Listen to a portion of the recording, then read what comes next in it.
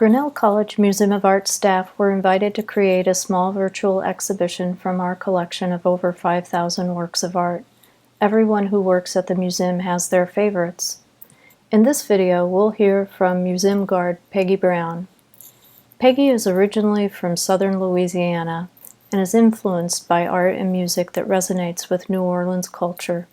5 years ago, she moved to a hobby farm in Montezuma, Iowa, after living in Alaska for over 21 years. Working at the museum, she appreciates being surrounded by the life, joy, struggle, and provocation of the various art exhibitions and interacting with students, faculty, staff, and townspeople. Jurok Fizkulturi by Piskareva. I appreciate both the vibrant and muted colors of this linocut. One of my favorite linocut techniques is the reduction print method, where you use the same linoleum block to print multiple colors. It sort of requires a whole different mindset when making a print, especially since you're creating it in a mirror image. With the minuscule Russian, I know this seems to be a scene at a school where there's a physical lesson or education from a teacher or a master. I like that the atmosphere is simultaneously cool and warm, bursting with activity. Harmonica Blues by Doc's Thrash. This piece brings to mind very strong and wonderful memories from when I used to hang out in the French Quarter as a teenager. An old man named Sharky, who was a local harmonica player on Frenchman Street, used to come by and chat with my mentor and sometimes me.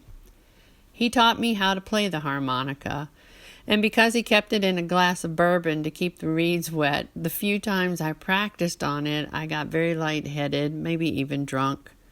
Sharky was one of those people who had led a sad but full life, the life of a street musician in New Orleans, and this piece reminds me very much of that time and that man.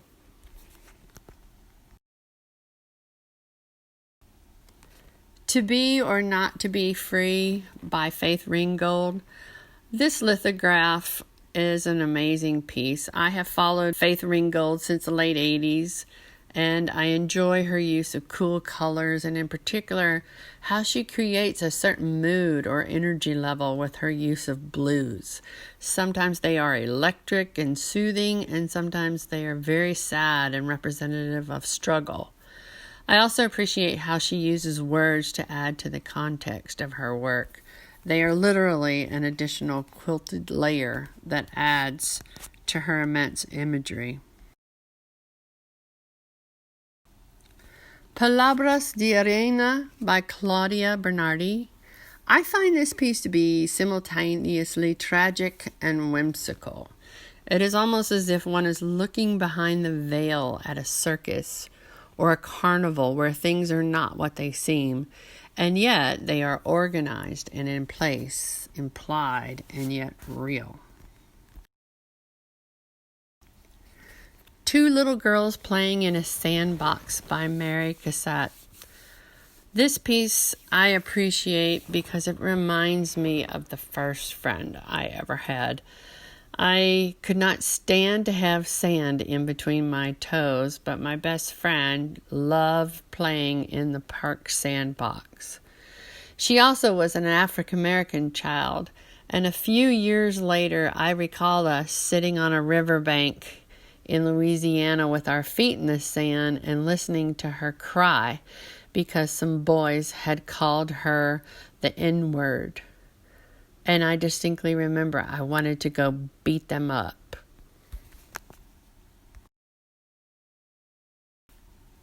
The Levee by Dong Chun Yoon.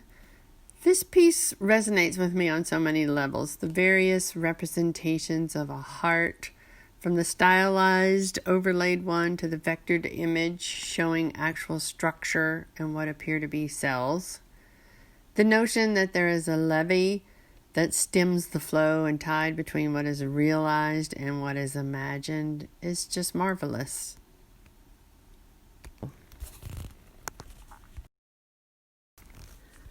Coteau de Mauve is a piece that is kind of classically amazing to me. It's an engraving print And the landscape is very still with various tones of gray. The mood or emotional landscape seems to bleed right off the page. It makes me think of the stillness that happens every day before the moment changes to what was not predicted.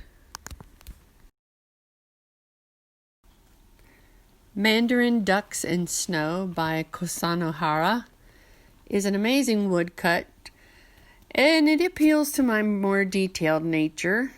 The simplicity of shapes and movement with the narrowed framing of water, snow, land, and two ducks creates a visually calming and exacting effect.